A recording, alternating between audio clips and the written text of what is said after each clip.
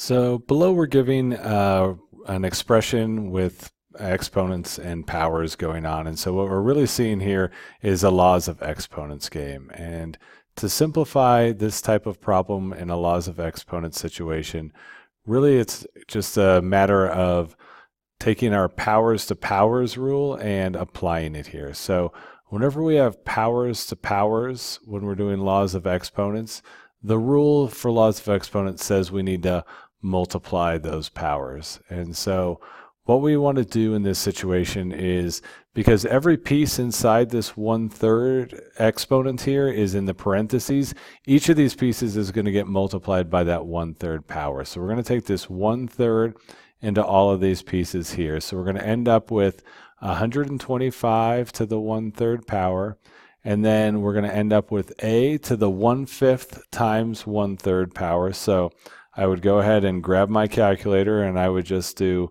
1/5 times 1/3 and get out that answer. And so here we would end up with 0.00 or 0.066667.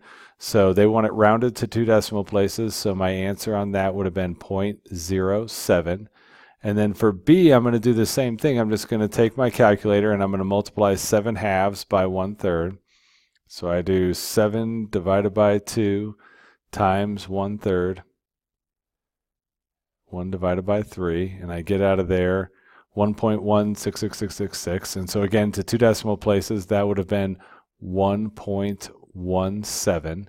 And then the last move is we need to just go ahead and turn this 125 to the 1/3 into its own value. So we'll go ahead and pull out our calculators again, and you just type in 125 raised to the 1 divided by 3 power, and then hit enter, and we get out of there 5.